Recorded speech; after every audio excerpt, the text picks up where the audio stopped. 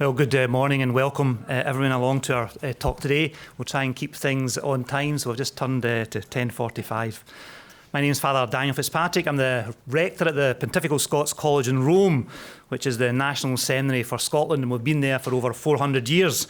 So we come from that old setting to a much more modern one here in this new McKenna Hall, so thanks to everyone for being here. Before we move on to introduce the speakers, I've just a little general announcement for everyone that I've been asked to make, so I'll do that now. For guests who have registered for the meals, you can make your way to the South Dining Hall for lunch immediately following this session. There's a map in the front of your programme, and student volunteers will be driving golf carts for anyone who might like their assistance.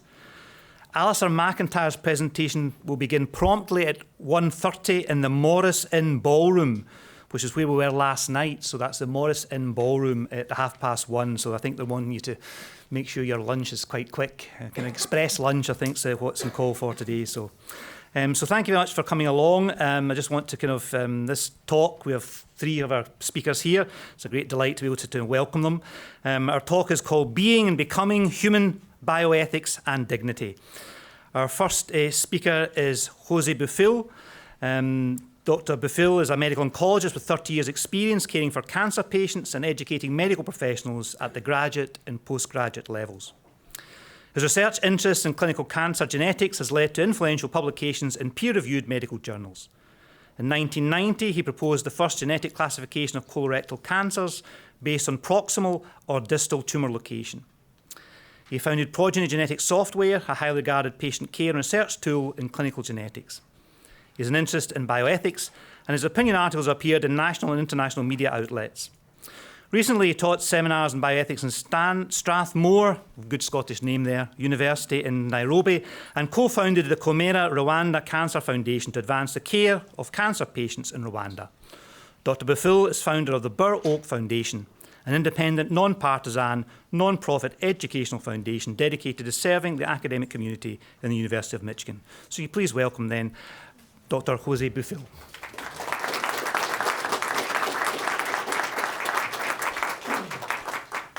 Thank you. Dignity is a word in crisis. It's used often in law, ethics, and ordinary conversation. Yet, despite the ubiquity of the term and the intuition that it rightly describes an aspect of being human, it remains to be seen whether using the word is, in practice, a helpful means to define the parameters of ethical action. For some scholars, dignity is incoherent rhetoric, a kind of slogan improperly smuggled into bioethics by religious people who oppose moral autonomy and wish to block progress in medical research. Dignity, according to these scholars, is nothing more or less than respect for individual autonomy, and so no other words are needed to describe an established principle of bioethics. Dignity is the property of a being who exercises his or her moral preference without undue constraints. This autonomy paradigm of human dignity is rooted in the Enlightenment philosophical traditions, which have evolved toward materialist and utilitarian worldviews. For others, every human being, without exception, possesses an intrinsic, God-given, inviolable dignity which serves as the reliable foundation for human equality and as a safeguard to ensure that scientists respect and serve every human being and not some at the expense of others. This group promotes the image and likeness paradigm of human dignity rooted in the Judeo-Christian tradition. One is a dignity grounded on the prerogatives of subjective preferences, where truth is defined by consensus of majorities. The other is a dignity grounded on transcendence, where human beings are capable of discovering the truth by responding to the invitation of a personal God to love him and one another. Love understood as one person taking responsibility for the dignity of another. The confrontation of these two approaches might be considered the fault line of today's dignity debates. Over the course of history, beginning with the first known use of the term dignus or dignitas by Stoic philosophers in the 2nd century BCE, uses of the word dignity have varied, but they all might exist on a plane defined by 3 points or words. The notion of worth implies the appreciation of an inherent value within a human being. There is something constitutive of an individual which elicits reverence, honor, or special consideration. This point might include Kantian notions of dignity, worth, based on the capacity to will our own ends, and the duty to make our choices worthy of our unique moral standing. The image and likeness paradigm of the Judeo-Christian tradition would also be included here. The notion of status implies a value assigned to the person externally by a group or society. It is being honored or honorable. Here we could include Cicero's Stoic conception of dignity linked to the possession of authority or a status conferred by the exercise of power. Although he never offered a comprehensive treatment of the notion of dignity, Thomas Aquinas' sporadic references to dignity included senses linked to the status of authority, the dignity of a particular office or role, as well as the dignity associated with being in one's proper place in the cosmos, a hierarchical sense of dignity that could be applied to human persons, animals, and even non-sentient objects. There is a dignity to be found in order. It belongs to the being that fulfills its proper purpose by being in its proper place. Thomas Hobbes emphasized the status of a human being, their dignity, as completely dependent upon the need and judgment of another. The value of a human being for Hobbes is completely relative. It is the arbitrary price that social consensus might set on a particular human life. Your dignity is your market value, your productivity in society. The notion of bearing would include the possession of certain external, observable characteristics. A dignified bearing suggests being restrained in one's behavior, exhibiting a proper comportment, stuffiness, showing no exaggerated emotion. Dignity as gravitas. Stoic philosophers like Cicero and Seneca rooted dignity in rationality.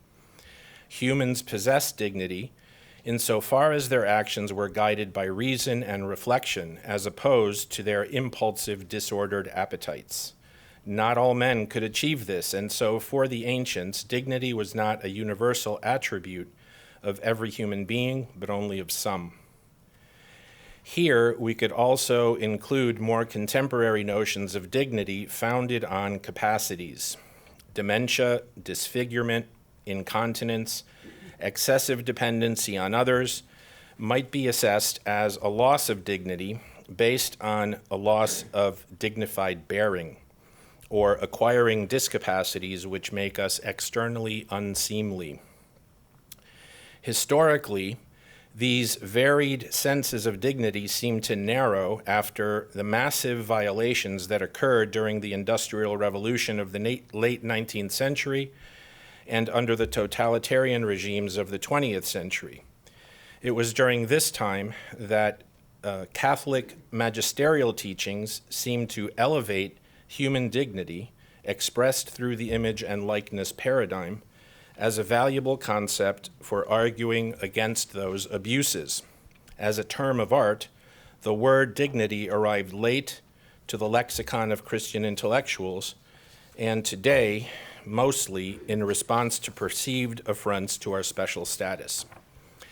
With the arrival of Christianity, a new and very different understanding of the meaning of human existence entered history and gradually drove the shift from a pagan anthropology toward a Judeo-Christian anthropology. This shift was driven by an implicit understanding among believers of what we call today human dignity. they affirmed with deeds the infinite value of each and every human being. From antiquity to the Renaissance, Christian intellectuals might not have used the word dignitas very often, but it is indisputable that early Christians, whether intellectuals or not, thought and acted in ways that reflected a new and distinctive appreciation of the special status of every human being. This was most clearly expressed in their care for the weak and vulnerable, their refusal to abandon the sick during pandemics, practices which eventually resulted in a more organized system of hospices and hospitals, and in rational scientific inquiry, attempting to understand the root causes of diseases affecting humanity. Lacking the more sophisticated scientific understanding of human biology that we enjoy today, they lived out an anthropology of human dignity without calling it that. The Judeo-Christian notion of human dignity is founded on the rare scriptural references to man as created in the image and likeness of God, words that appear only 3 times in the Hebrew Bible, but are referred to often in the works of Christian intellectuals. By image, we can understand the accurate reflection of a being, a copy as in a mirror or a photo, and likeness as a representation of that being, a reproduction, recognizable, but fundamentally inexact. No attempt at political endorsement here. But because being human implies possession of spiritual faculties, memory, rational intellect, free will, the capacity to love, every human being is the image of God. The relationship between the original and its image expresses the relationship between God and humans. There is no intermediary between them. God participates immediately in the creation of each human being. We reflect the image or the being of God. We reflect or image the being of God. Insofar as humans are image of God, we can represent the likeness of God in time and space, enabling God's presence in the created world in a way no other creature can, with an active and responsible role, yet inexact and flawed. Through the proper exercise of reason and freedom, we can add certain perfections to material things. And so it may be said that human beings are, or should be, co-creators with God in the perfecting of the material order. Writing over 1,500 years ago, Peter Chrysologus, an early Christian intellectual, speaks to us eloquently of human dignity, but he never needs to use the word. Why then, man, are you so worthless in your own eyes and yet so precious to God? Why render yourself such dishonor when you are honored by him? Why do you ask how you were created and do not seek to know why you were made? He has made you in his image, that you might, in your person, make the invisible Creator present on earth. He has made you his legate, so that the vast empire of the world might have the Lord's representatives. Then, in his mercy, God assumed what he made in you. He wanted now to be truly manifest in man, just as he had wished to be revealed in man as an image. Now, he would be in reality what he had submitted to be in symbol. In encouraging his audience to view themselves differently, to acknowledge their own dignity, he first points to the image of God, which disposes us to represent God to the cosmos, but then suggests another dimension to dignity. God draws even closer to human beings who may now become more than just an image and a likeness. The image and likeness paradigm, dignity based on human nature, seems to undergo a decisive shift with the incarnation. We are brought to a very different understanding of who we are capable of becoming. With the incarnation, the human body becomes a means of divine revelation. With the incarnation, there also seems to be a shift from the universal sense of dignity to a particular dignity. All human beings, created in image and likeness of God, are now redeemed and transformed to Christ, perfect God and perfect man, by means of the sacrament of baptism. This sacrament is administered once to particular members of the human species. All human beings are created by the same God. Some human beings are baptized and others are not. So we might speak of the particular dignity of the baptized, who are spiritually transformed into other Christs, and potentially, we could argue, into Christ himself through the action of the Holy Spirit and the free cooperation of the baptized person. It is through baptism that God reinforces, as it were, the original call to represent God before creation, with the responsibility not only of co-creators, but now also of co-redeemers. And with this special particular dignity comes a greater responsibility before God and before all humanity. So, the particular dignity of the baptized Christian necessarily moves toward the universal, the free and responsible participation of the baptized in the redemption of all mankind and of creation. We may be able to properly speak of the baptized person as Christ himself, insofar as baptism, in fact, causes the participation of a particular human being in the hypostatic union, the union of divine nature with human nature in a particular person.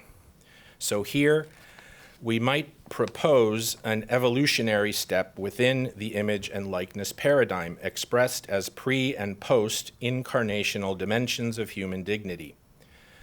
A natural and universal human dignity gives way to a supernatural and particular dignity with universal implications. Resemblance to God the Father becomes identification with Christ. The entire human family is invited to share in this new and exalted dignity through the action of the baptized, who cooperate with the action of the Holy Spirit. For many bioethicists today, all this is basically nonsense.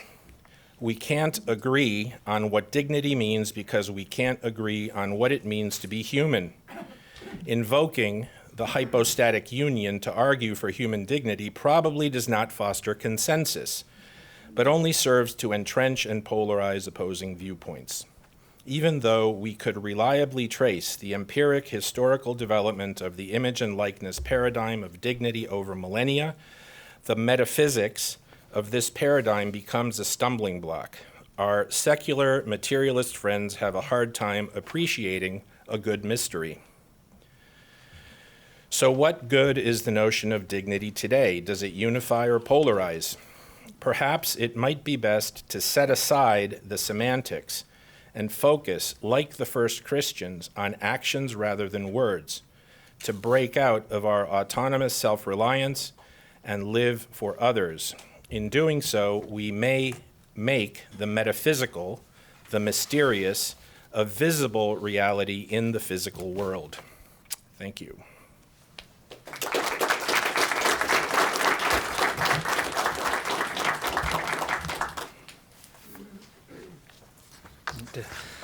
Thank Dr. Bephill very much, and very much for keeping to time as well. It's always nice. We'll keep all our questions to the end so we can engage the panel perhaps. There are one or two spare seats scattered around the room for some of you that are still standing at the back if you want to fill them in and take the opportunity now.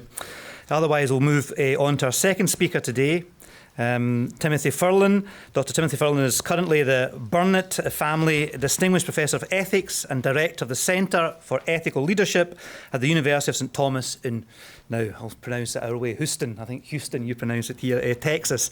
And Senior Editor of the Paediatric Ethoscope. He previously studied the classical liberal arts at Thomas Aquinas College before going to pursue graduate studies at the University of Chicago, the Université de Paris, the Trinity College Dublin.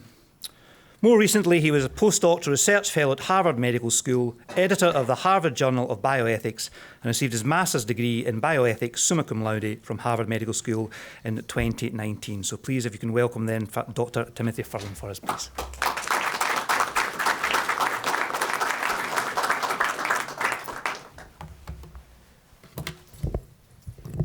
Thank you very much.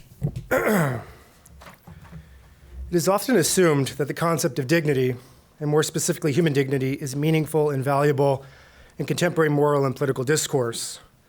The first line of the preamble of the UN Declaration of Human Rights famously states, "Whereas recognition of the inherent dignity and of the equal and inalienable rights of all members of the human family is the foundation of freedom, justice, and peace in the world."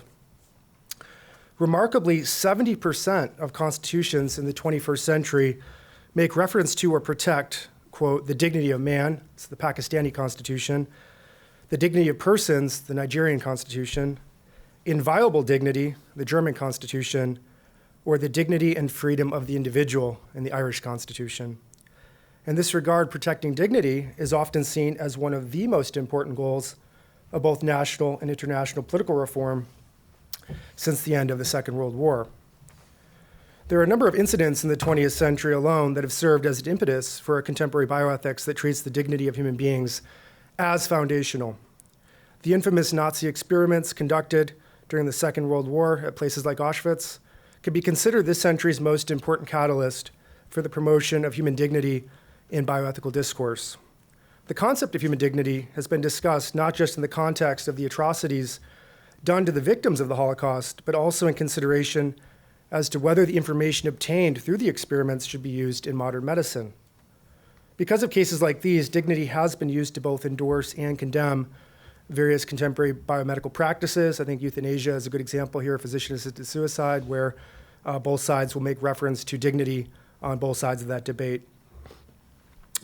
Given how important the concept of human dignity seems to be from a historical perspective, it may seem surprising that a number of contemporary bioethicists have called for its removal from bioethics discourse. So I think Ruth Macklin and Steven Pinker are very good examples that I'm going to reference here that our previous speaker just referred to. In a very well-known case in 2003, Ruth Macklin, a very prominent bioethicist, did just that, arguing that dignity is a useless concept, and has since been joined by Timothy Caulfield, Roger Brownsword, Steven Pinker, I think Tom Beecham and James Childress as well, who are the authors of the Principles of Biomedical Ethics, now in its 8th edition. This is, I think, very clearly the most influential bioethics text in the United States, perhaps in the world today. So, Beecham and Childress are also very, very ambivalent about the term dignity, and I think, they've had a tremendous influence as well. Significantly, each of them argue that the term is overly vague, a hollow rhetorical slogan, and may in many circumstances be misapplied or abused. Without a consensus as to its meaning and its relevance in determining sound public policies, it seems to do little more than stall scientific progress and spread distrust about potentially beneficial treatments. In this paper, then, I would like to present and critique the positions especially of Pinker and Macklin, and argue that bioethicists should not be too hasty in eliminating the concept from bioethical discourse. So the first argument I'd really like to engage with here is Steven Pinker's argument. So Pinker wrote an article called "The Stupidity of Dignity." This was published in the New Republic, 8,500 words long, a very fierce polemic. So Pinker's first argument focuses on the phrase, "the violation of human dignity," as an excuse to halt new technology that would improve life and decrease suffering and waste. So clearly, Pinker is not claiming that biomedical advances based on severe injustice ought to be preserved. I think rather his claim is that the concept of human dignity is insufficiently clear or coherent to be used as a basis for claiming that there has been injustice or other wrongful action. In this regard, Pinker thinks that human dignity is too squishy, too subjective, a notion it's too squishy to be useful and could end up prohibiting advances that could be objectively beneficial for people in general for no justifiable reason. Secondly, Pinker argues that dignity is inelimitably relative and often expresses arbitrary or idiosyncratic preferences. In this regard, Pinker argues that the notion is essentially relative to culture. For example, he talks about the Victorian focus on the dignity of dress and manner, with starched collars and wool suits. You can see photos of people hiking in the mountains, wearing three-piece wool suits, and right, they thought anything less would be very undignified. Or the Brahmins' refusal to touch used dinnerware out of fear they might lose their caste. Right, that would be undignified as well. Or personal perspectives such as those of Dr. Leon Cass, the former chairman of the President's Council on Bioethics, who regards eating ice cream in public as offensive, animal-like, and undignified. Pinker is arguing here that dignity is in the eye of the beholder, lacking in moral relevance and subjective to the point of being impotent or stupid at times. For Pinker, there are no independent standards that can distinguish the term dignity as a conceptual or explanatory tool in ethical discourse from those that seem outlandish or antiquated. In addition, Pinker argues that dignity is fungible and easily exchangeable. People trade their dignity for many other goods and conditions in modern life. Because people are so willing to part with their dignity for anything from carnal activities to air travel, they have voted with their feet, indicating that they do not consider dignity to be a sacred value. If people do treat dignity as a fungible value and regularly trade it for certain undignified medical treatments, such as colonoscopies and pap smears, what does it mean when opponents of other practices such as surrogacy, IVF, or genetic modification argue that such procedures ought to be banned because of their perceived indignities? Finally, Pinker also argues that some uses of the concept of dignity can be dangerous and even oppressive at times. As he notes, the concept has been used as a reason to punish insubordination and disrespect towards a totalitarian leader, to instigate violent outrage and rebellion, or to maintain a state of subordination for certain minority groups. The dignity of the despot is often ostentatiously displayed through dress and ceremony. Disrespect for the dignity of the title or office can result, in some cases, in severe and exemplary punishment. He points here to examples from North Korea or from Turkey with President Erdogan. Moreover, riots and assassinations, such as those instigated by the Charlie Hebdo and Danish cartoons depicting Mohammed, are blamed on a perceived indignity to sacred religious values and sensibilities. So in the rest of the paper, I would like to argue that the main problem with contemporary critics of dignity is that they do not recognize that the term dignity can have a wide range of meanings, right? Very different meanings. In one sense, dignity means honor, merit, composure, nobility. This is the original Greek and Roman understanding from the word dignitas. In this sense, dignity is an attributed value or property, something to be earned or maintained, and something which can be lost through dishonorable, cowardly, or disgraceful behavior. Dignity can also be broken down into two other distinct categories: inflorescent dignity, or dignity as flourishing, and dignity as a sense of proper decorum. The first views dignity as an attribution based on human excellence or virtue, and is an accomplishment term. It refers to an objective form of accomplishment, of achievement. Or if you read Aristotle, when he talks about eudaimonia, there's this real sense of eudaimonia, of being eudaimon as a real achievement. It's an accomplishment. A Nobel Prize winner, an Olympic gold medal winning athlete, or a moral and spiritual leader such as Gandhi or MLK or Mother Teresa have a special dignity. The second views dignity as something to be maintained as a demonstration of class or sophistication. It is the ability to maintain one's composure, to never be seen as intoxicated in public or dressed in a slovenly manner. Throughout the rest of the paper, I will refer to this latter view as personal dignity. In another sense, dignity means human or moral worth. This understanding of dignity is found in the Judeo-Christian notion of each person as an image bearer, created in God's image and likeness and called to eternal union with him. And another more secular version is attributed to Immanuel Kant, though one could also argue the Stoics had a similar understanding of the term. In this sense, dignity is derived from a person's practical rationality or capacity for practical rationality, or being the kind of thing that is practically rational. According to both the Judeo-Christian and Kantian traditions, dignity is an intrinsic, inalienable property or quality possessed by all human beings. Dignity in this sense is generally called human dignity and has more normative importance than personal dignity. There is a puzzle, however, concerning the term dignity that does warrant discussion. If one understands human dignity only as an inalienable human property, then one would wonder whether it does much normative work at all. If someone has human dignity, no matter what they do and no matter what is done to them, then why think that considerations of the preservation of dignity have any normative force at all? In other words, if human dignity is inviolable, how can any action threaten it? Moreover, if human dignity cannot be threatened, it follows then that no action can be wrong on the ground that they threaten or diminish human dignity.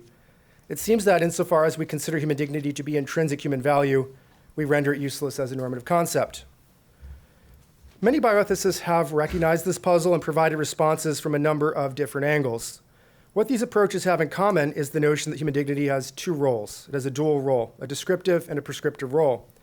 The term dignity is both a description of what human beings possess, which is inherent value, and a prescription for moral respect or reverence, external in the sense it cannot be undermined or lost based on how one is treated by others. This external sense of human dignity is generally, though not always, derived from the internal sense. Because human beings are practically rational and therefore have human dignity, or because all human beings are equal in value, they are worthy of a certain level of respect. Martha Nussbaum makes this distinction between having human dignity, which she believes all human beings inherently possess, and living a life worthy of it. Jeremy Waldron's understanding of human dignity as a form of rank is a good example of this prescriptive sense. While in the past dignity was preserved for members of a high rank, for instance, royalty or aristocracy, human dignity is the view that every man is a duke, every woman is a queen, everyone's person and body is sacrosanct, in the way that an assault upon the body or the person of a king was regarded as a sacrilege. For Waldron, human dignity is the understanding that all humans are of the same high and equal rank and therefore deserve the respect uniquely fit for that rank. Another way to understand the concept's duality is George Kateb's view of human dignity as existential. Not only are all human beings inherently valuable and therefore equally valuable, but each being must be treated as a valuable individual. Such a conception is distinct from personal dignity as it is not dependent on social status, cultural hierarchy, achievement, and applies to all human beings equally. For Kateb, however, existential dignity can be undermined when human beings are treated as nothing more than numbers, when their individuality is ignored or repressed. On this account, human dignity is also undermined when a person is treated as a mere means, as an exchangeable commodity. For example, a sexual assault victim is not made less valuable by the assault.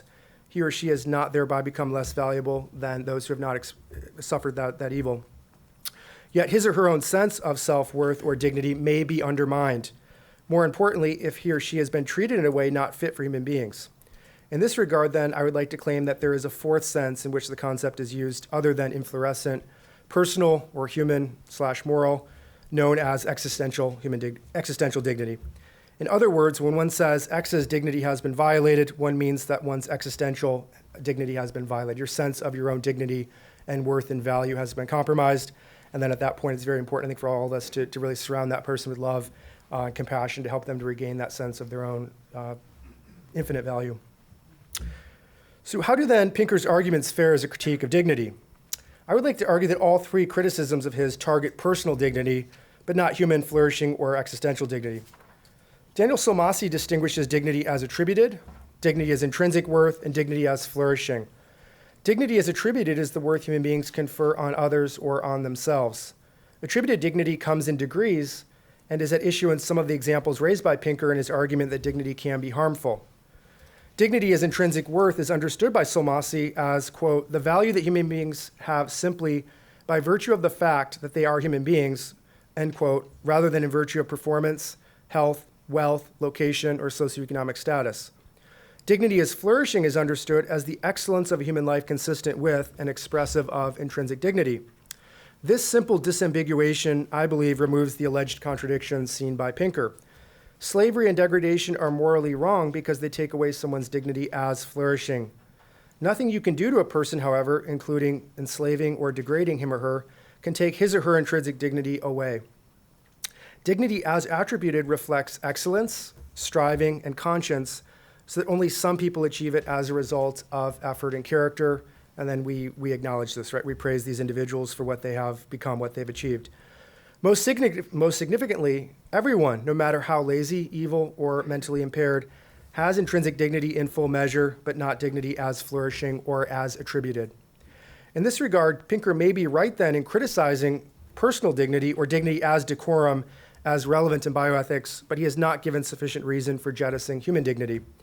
None of Pinker's examples illustrate circumstances in which a person's value as a human being is in any way diminished. For instance, people who eat ice cream in public are not less valuable as human beings than those who do, nor is Cass claiming this in his criticism of such behavior. Cass's remarks may be antiquated or idiosyncratic, but his comments in this context are not plausibly related to a conception of human dignity in the morally relevant sense of intrinsic human worth. Human value or worth is not relative. While rules of decorum are relative to one's culture, social status, and personal sensibilities, anything with intrinsic worth is valuable independently of what any person or culture may think. Contra Pinker, human dignity is not relative. Moreover, human dignity is not fungible. People may trade personal dignity, especially in the modern world, for all sorts of things because they do not value the appearance of nobility or composure as much as they value other things. A good example might here be various medical treatments, interventions. For instance, people are willing to wear opened hospital gowns that reveal part of their bodies, a situation that some may find undignified, because it allows doctors better access to the body for the purpose of medical care. Human dignity is not fungible in this way. People do not, and many would argue, cannot trade or exchange their intrinsic human worth. A person's dignity in the sense of intrinsic worth is not diminished by embarrassing medical treatments. Pinker's argument that some uses of the concept of dignity can be harmful is also misdirected and tends to focus on personal rather than human dignity. For example, if one has insulted a dictator or tyrant, thereby insulting his sense of dignity, then some harm has befallen him and that his pride might be hurt or temporarily deflated. But it is not clear that this harm is morally relevant in any way. In fact, there might be a moral necessity, an obligation to critique or challenge those with such power. Thus, while Pinker and others have presented a plausible case to restrict the notion of personal dignity from bioethical discourse, they have not given a sufficient reason to do the same with human dignity. Even though there is not a complete consensus between contemporary conceptions of human dignity, a general theme is still detectable. All humans are either intrinsically valuable and or deserving at least a minimal amount of respect, regardless of their race, ethnicity, religious beliefs, contributions to society, and social standing. So in the last part of the paper, I'd like to just briefly make reference to the critique of dignity developed by Ruth Macklin. So Macklin's skepticism, I would say, is especially based on the fact that the concept of dignity is often used to defend both sides in competing arguments. I mentioned the debate about euthanasia earlier. I think also she's very worried that it's impeding potentially beneficial biotechnologies, and I think this is really the heart of her concerns there, right? I think her other concern is that the notion is either redundant or hopelessly vague, and at best it is reducible to other concepts that are clearer and more distinct, such as respect for persons and or autonomy.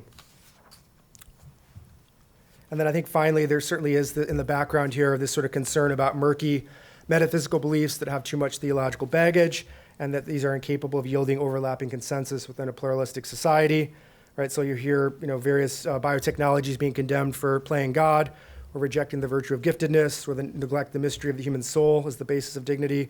As Pinker and Macklin make clear, these are sentiments that the non-religious may not find especially compelling, especially when those technologies in question could be used for life-saving purposes. So in the last part of the paper here, I'd like to just say that while Macklin does give a useful analysis of the concept, her argument that human dignity should be removed from contemporary bioethical discourse is misguided. Instead, I think the issues that she points to should be understood as indications that the concept requires further analysis, examination, and study. Right? Even Macklin herself in a later article has acknowledged this. Okay. I would say that suggesting that we eliminate human dignity because the same phenomena can be explained by other principles is analogous to suggesting that we eliminate chemistry and explain the same phenomenon in terms of quantum physics and mechanics. While it may seem possible to eliminate it, we would neglect relevant features that are best expressed by appeals to chemical compositions and the properties of matter.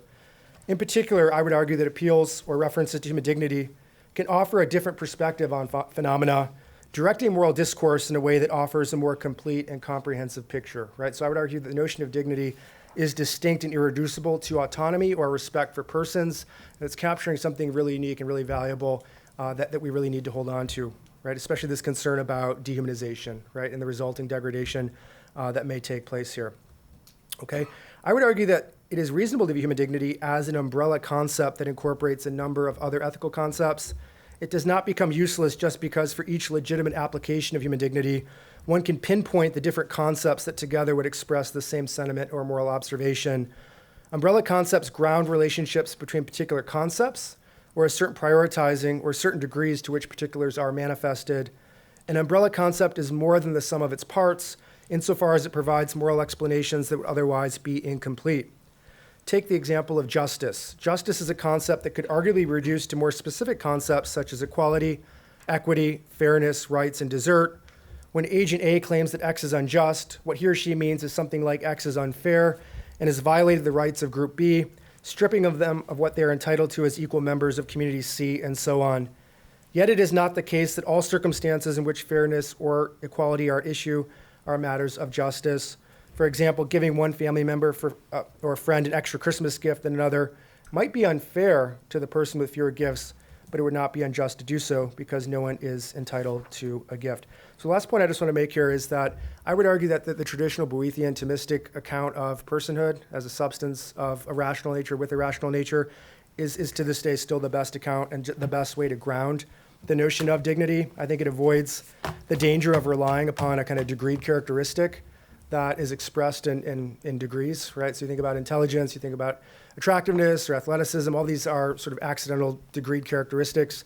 And I would really focus again on that notion of personhood as being a substance of a rational nature with a rational nature. I think to this day, this still remains the really best foundation that we have. I'm happy to discuss this further during the question and answer session. Thank you.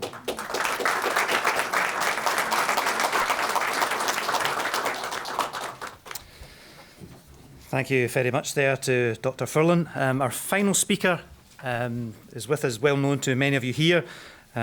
He's been coming to this conference for a long time, I think, and many of you are familiar with him. But I'll just give him a short introduction. Richard Doerflinger retired in 2016 from the US Conference of Catholic Bishops, Secretary of Pro-Life Activities, where for 36 years he prepared materials on abortion, euthanasia, human cloning, stem cell research and other issues. He has published in many journals and magazines and writes a monthly syndicated column for the National Catholic News Service. He is a Fellow of the University of Notre Dame's De Nicola Centre for Ethics and Culture, an Associate Scholar at the Charlotte Luzzi Institute, and an Adjunct Fellow in Bioethics and Public Policy at the National Catholic Bioethics Centre.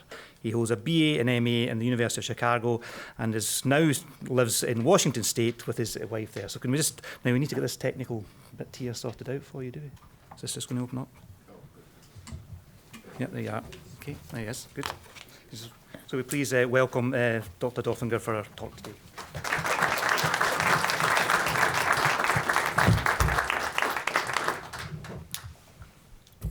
Well, we have to change out a little connector here. iPhones versus Androids, you know.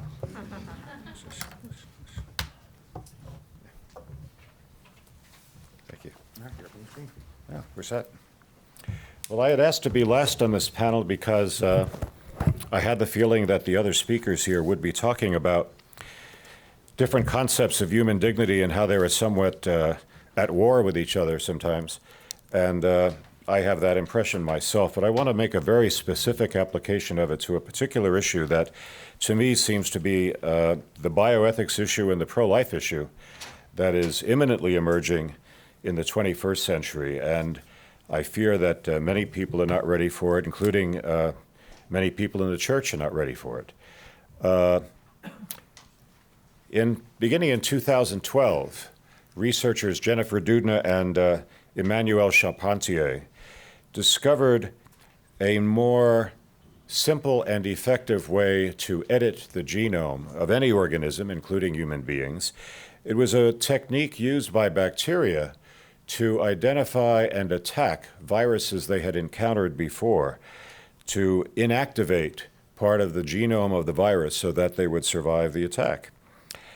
It's called CRISPR, which is an acronym for Clustered Regularly Interspaced Short Palindromic Repeats. I'm not going to unpack that for you except to say that if you say it loud enough, you'll always sound precocious. Clustered Regularly Interspaced Short Palindromic Repeats. But it is also combined with a CRISPR-associated protein, most commonly Cas9, that is used to cleave strands of DNA, making them ready for editing to take out a gene, to alter it, or to substitute a new one. A couple of relevant ethical distinctions have been made to talk about this. One is the difference between somatic germ editing. And by the way, gene editing itself is sort of a triumph of marketing. We used to talk about genetic engineering, which sounds like it's hard work and you're manipulating something. Gene editing sounds so benign. Well, I'm just editing who and what you are. It's much sounds softer. Somatic cell editing, you can modify the genes in some parts of the body in an individual.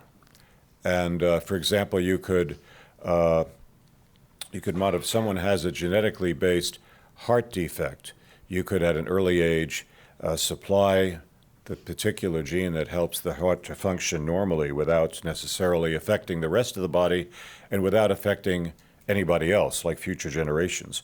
Germline editing means editing sperm or egg or the earliest embryo, and therefore you get that first cell or two, you are affecting the entire genome of that entire individual as he or she develops, including his or her future sperm or egg, and so you are permanently editing that change into all future generations coming from that individual. The other distinction is between therapy and enhancement.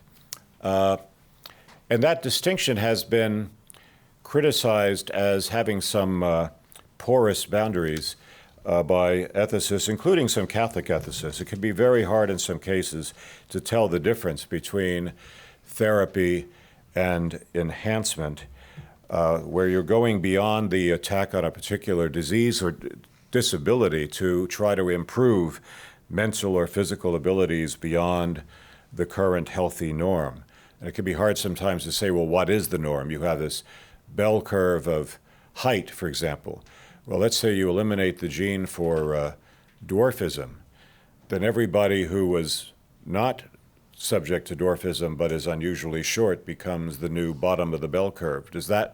That's below the norm. Do you now try to correct that? And so on. But I think the distinctions are clear enough in their broad parameters, and it's easy to see where there's a difference between, as you'll see from one of the documents I cite, the difference between correcting a particular disease and trying to make the superhuman being. Now, what has that got to do with dignity? As you've already heard from others, there are some different meanings of that. I'm going to look at two major international institutions. First is the UN, and the second you may be able to guess from the fact that we're at Notre Dame. The Universal Declaration on the Human Genome and Human Rights, which was approved by UNESCO in 1997 and then endorsed by the nations in the UN General Assembly the following year. Everyone has a right to respect for their dignity and for their rights, regardless of their genetic characteristics. This makes it imperative not to reduce individuals to those characteristics and to respect their uniqueness and diversity. And the declaration goes on to say that no research or research application should be prevailing over respect for the human rights, fundamental freedoms, and human dignity of individuals, or where applicable of groups of people. And UNESCO was enjoined to follow up the declaration by identifying practices that could be contrary to human dignity, such as germline interventions. Now, why would germline interventions be contrary to human dignity is something I hope to address. But that declaration was followed in 2005 by the UN Declaration on Human Cloning, calling on member states to prohibit all forms of human cloning as they are incompatible with human dignity and the protection of human life. And member states were also called upon to prohibit the application of genetic engineering techniques, they still use that in 2005, that word, that may be contrary to human dignity.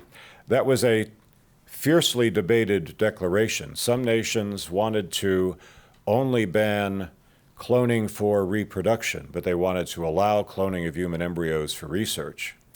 Two big problems with that. One is that if you perfect the technique, cloning human embryos for research in which they are destroyed, you will at some point come back to these nation states and say, well, now we're ready to do it for reproduction. We've shown that it can be safe and effective. The other problem is if you ban reproduction using the cloned embryo, what you're really saying is that member nations must pass laws making it illegal not to destroy the human embryos you've already cloned.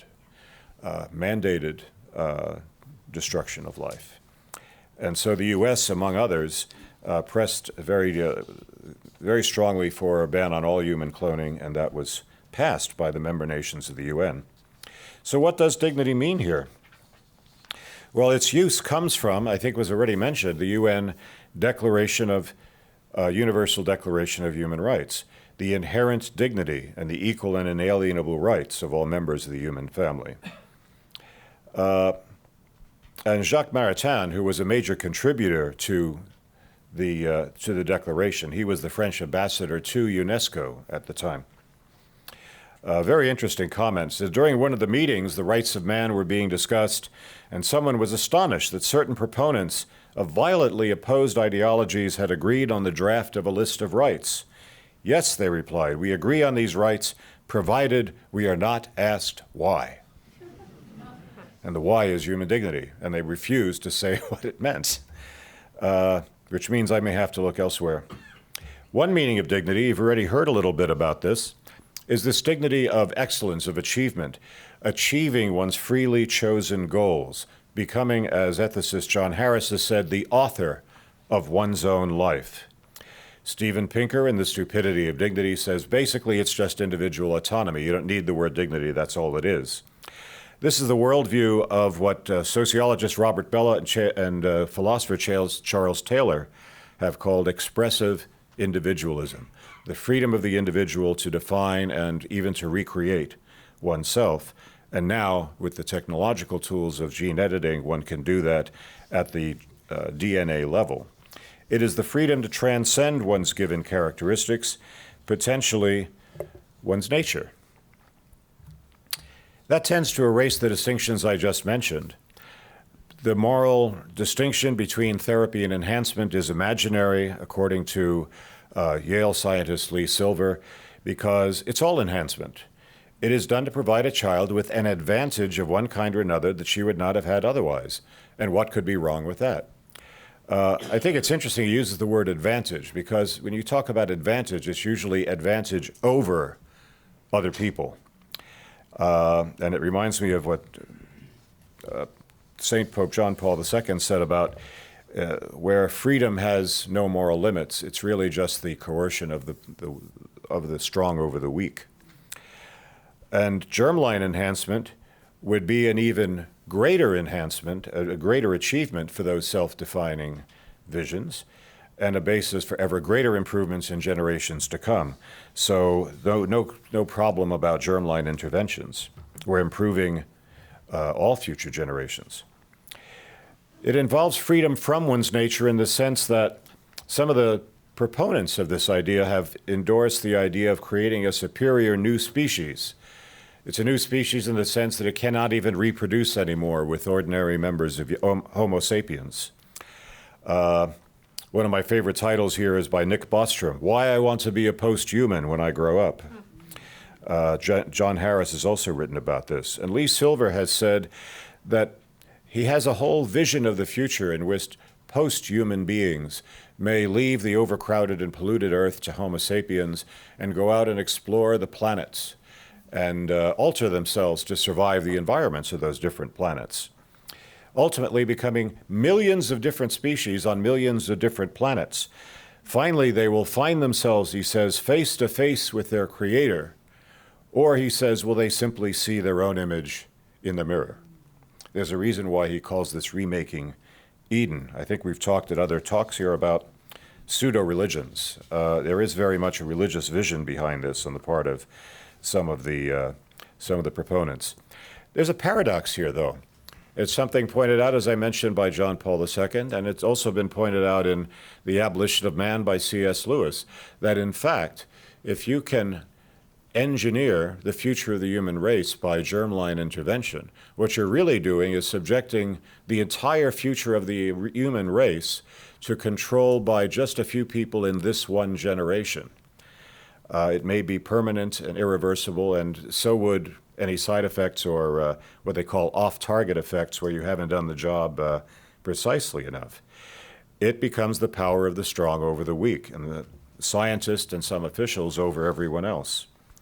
There's also a subtle power here of accumulated free choices and societal expectations that limit many people's choices. Soft coercion, I call it. The parental expectations for an engineered child, as that becomes common. In the movie Gattaca, which I'm going to say a little bit more about, the parents who are wondering about whether to engineer the genome of their child is asked by the IVF practitioner, don't you want to give your child the best possible start? And that's hard to answer for a parent. Why would I want my child to be seen as inferior?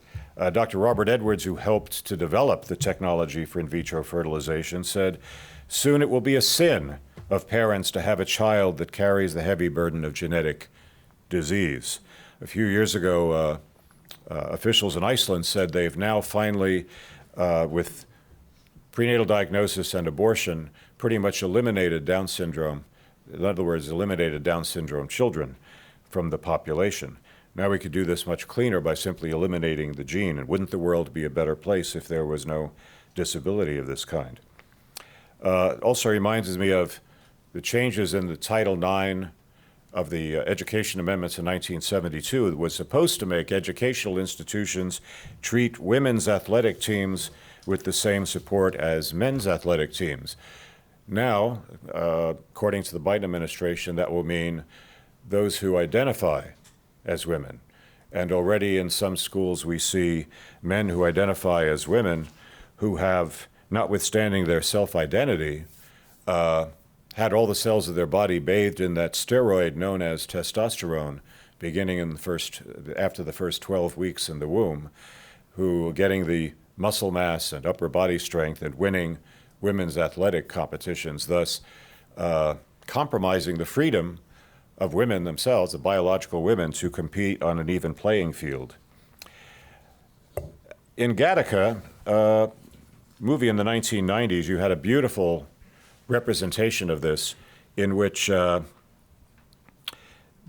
who are not genetically altered, they're called the invalids or the invalids. They're also called faith births. That's interesting. It is illegal to discriminate against them, but nobody pays much attention to the law because they just can't measure up. You're not discriminating. They don't have the qualifications to do these somewhat superhuman tasks that people are called to do in this new technological age. And so they're equal in rights, supposedly, and yet left out. There's a beautiful scene where people are going on a date to a piano recital. The pianist has 12 fingers. He's been altered to be that way. And they say, wow, I've never heard that piece before. That's amazing. He said, that piece was written so that it can only be played by someone with 12 fingers. Well, you can pursue a career in 10-fingered pianism in the concert hall after that, but where will that go? So there's another international institution that has tried to give some definition. You know, even the UN did not mean dignity means autonomy, because it spoke of human rights, fundamental freedoms, and human dignity, and sometimes only of human dignity. Clearly, it's distinct from just untrammeled freedom. And I think it's appropriate to look to Catholic documents because Catholic natural law philosopher Jacques Maritain was very much the godfather of the drafting process of the Universal Declaration. Canadian diplomat John Humphrey has said that the early drafting of the Universal Declaration was dominated by, quote, Catholics and communists, with the latter a poor second. And John the 23rd in Pacem Terris praised the UN Declaration and looked forward to the day when those rights, the ones that derive directly from his dignity as a human person, will be honored because they are universal, inviolable, and inalienable. In the Vatican's instruction, Donum Vitae in 1987, talked about germline engineering to provide enhancement as contrary to the personal dignity of the human being. every person must be respected for himself. And Pope John Paul II in 1983 spoke of innate dignity and an untouchable autonomy of each individual, saying that genetic manipulation becomes arbitrary and unjust when it reduces life to an object, when it forgets it's dealing with a human subject capable of intelligence and freedom, when it treats this person in terms of criteria not founded on the integral reality of the human person at the risk of infringing upon his dignity. That integral reality, he went on to say, is constituted not only by his spirit, but by his body as well. To respect the dignity of the human being is to respect this special composite he or she is, as body and soul, corpore et anima unus. And he talked about the validity of somatic cell gene therapy, but at the same time saying that medicine should intervene not in order to modify nature, but to favor its development according to its own essence, that of the creation that intended by God. This has been quoted by Pope Francis in Laudato Si. In Samaritanus Bonus from the Congregation for the Doctrine of the Faith last year, each person's vulnerability is encoded in our nature as a unity of body and soul. We are materially and temporally finite, yet we have a longing for the infinite and a destiny that is eternal. So this is a richer meaning of dignity. It grounds particular rights and freedoms, but it is not reducible to them. Equal in all humans and inherent in all humans, and it is innate because of the unique composite nature of human beings, body and soul, the given and the transcendent. Or as Alistair McIntyre said, as the title of one of his books, we are dependent rational animals. We are dependent because of our limitations and vulnerabilities due to our bodiliness, and that those limitations are what make us dependent on others and therefore make us social as well. As Gilbert Meilander has said in Neither Beast Nor God, again talking about this strange intermediate uniqueness of the human being, body and soul. Carter Snead, who is known to you, he has developed this in his book, What It Means to Be Human, as a way of remembering human dignity and proposing it as the intrinsic equal worth of all human beings who are alike in vulnerability, neediness, and subject to natural limits. So this does not demand quietism or opposition in the face of gene therapy. It does place a check on unlimited redefining and refashioning of oneself and others. And it is a sense of humility before the givenness, or I would say the giftedness of our shared humanity. I mention Michael Sandel here because in his book, The Case Against Perfection, this secular political philosopher even says this: we need to respect the giftedness of human nature. I'd like to ask him who he thinks the giver is if he's not a believer. But he says this has resonances that go beyond religion into philosophy as well. So these different visions of human dignity are going to be very much debated in the years to come. I just want to end with a question. If we can't agree on what it means to be human or on what is good about being human, how can we know what a better human would be, or what it would mean to be better than human? Those questions go beyond the realm of science, and scientists alone can't answer them. We all have to be involved in searching for that answer. Thank you.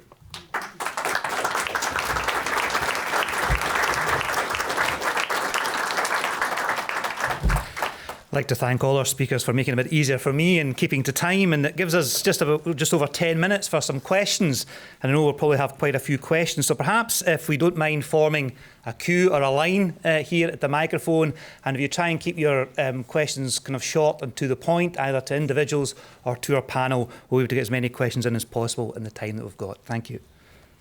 I have a question for Dr. Doerflinger, and thank you all the panelists for your great talks. But first, brief context for my question. A couple years ago, I was a terrible philosophy student, and my college professor asked me, would you edit your child's genes to raise his IQ? I said, absolutely no. And then he pushed me to explain why. And I'm afraid that my total inability to answer his second question made me no less certain of my answer to his first question. But with that context, would you put raising the IQ of a fetus in the realm of therapy, or sorry, what was the other category? Enhancement. Enhancement. Thank you. Enhancement. And why? I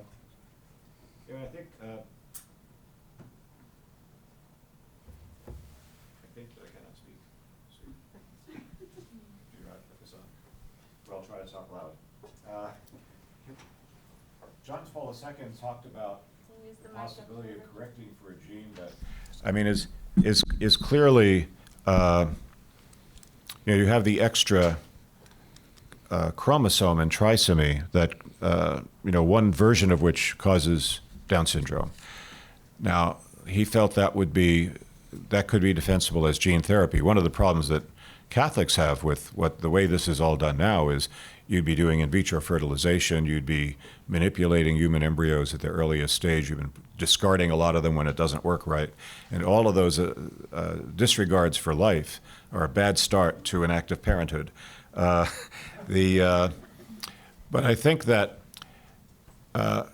IQ's been overrated as a whole, because some very smart people have done some horrible things to the world.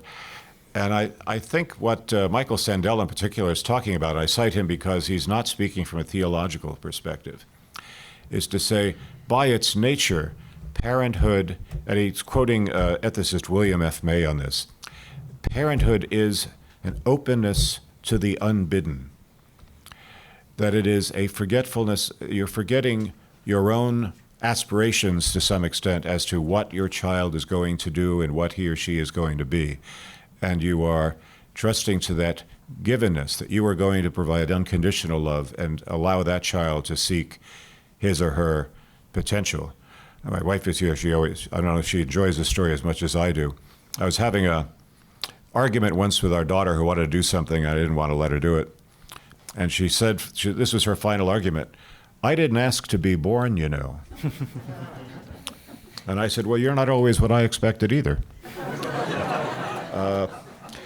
But that is the nature of parenthood. It is a kind of forgetfulness of oneself. It is a humility before the giftedness of human life. We lose that by starting to say, oh, this will be the better child and that'll be the better child. We have a more Promethean attitude towards our children and on the road to making them objects for our manipulation. I'm wondering if you could speak a little more about the porous nature of enhancements versus actual medical treatment. I'm a mother desperately waiting for gene therapy and CRISPR for my children. I have two sons who were born with Usher syndrome, so they were born deaf and they're losing their vision. The older one is in college. He is the bravest, most beautiful. He will succeed even if this never becomes a reality for him. But this is where this therapy can help people. We got cochlear implants for them when they were infants. They were 9 and 6 months old, some of the earliest in the country. We received so much hate mail for that from deaf culture advocates who believed we were trying to fix our children. And I say yes, because humans were born with ears, and our whole entire world is set up to hear and speak. People don't know my children are deaf when they meet them, because that's how early they got their cochlear implants. But we're waiting, and retinitis pigmentosa is destroying their vision. I also have an adopted daughter with Down syndrome, and she's the most beautiful person in the world. But I wouldn't change her, but I really, really would like to hear you talk about the therapies, because I think Christians right now are thinking it's so horrible and so strange and so demonic. Pro-lifers are throwing out the baby with the bathwater when it comes to gene therapy. Thank you. I mean, I understand the gist of what the disability advocates are saying about human dignity is inherent, and someone who has a disability and some would say differently abled have the same inherent worth as everyone else.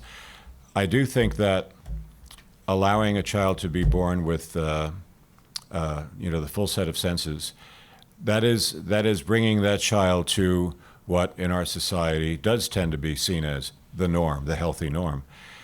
I think in the paradoxes of enhancement, let me give you one example. This has already been done, that they've identified a gene that a certain tribe has in, I think it's one of the Pacific Islands. They never get heart disease to speak of. They have a gene that helps to process cholesterol much more efficiently, and they always have the healthy percentage of cholesterol. Now, is that enhancement to start modifying our genes so that they're also very short, and you have to take that along with the gift. And so, do we want to modify ourselves so that we now are going way beyond what's now considered the average norm for cholesterol and get those benefits, notwithstanding some other things that happen in the meantime? Is it therapy? Is it therapy when the Chinese researcher, Dr. He, modified embryos to make them less susceptible to HIV? There was no particular indication that they would be exposed to HIV. It was not a therapy, it was preventive. And at the same time, people later figured out that same genetic change may make them more susceptible to West Nile virus. So there are dilemmas here, and there are a lot of human characteristics that are on that bell curve. Do you go after only things that are identifiable as a genetic defect, or after things that are above or below the average as well? So I think those things all need parsing out.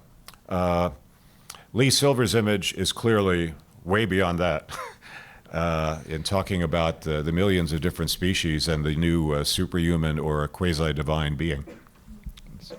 We have about 3 minutes, maybe a couple of quick questions. I'm afraid we're kind of running out for time, and they're keen for a quick lunch. So, I was wondering, Professor Furling, if you could talk about maybe potency and act and how it might play into the dignity debate, because you mentioned about the Boethian Thomistic view of the person, that it leaves out the difficult debates about degree characteristics.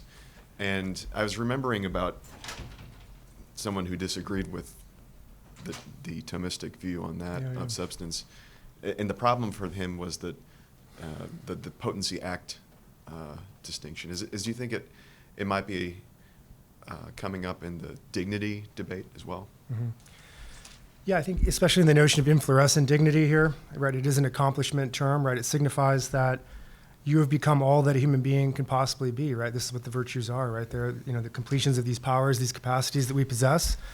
And, both moral and intellectual virtues represent, the peak and the pinnacle of human existence, right? So I think, if you read Aristotle, especially in the Nicomachean Ethics, right, there is this real sense that someone who is truly eudaimon, right, who has achieved eudaimonia, which is an activity, right, not just a state or a condition, they have become all that a human being can possibly be, right? And I think this is so important, especially when we start to talk about some of these biotechnologies that Richard was talking about here, that, in the near future, we may have the opportunity to take something like Soma from the Brave New World. You may have sort of, virtual reality technology as well, where you can just sort of check out.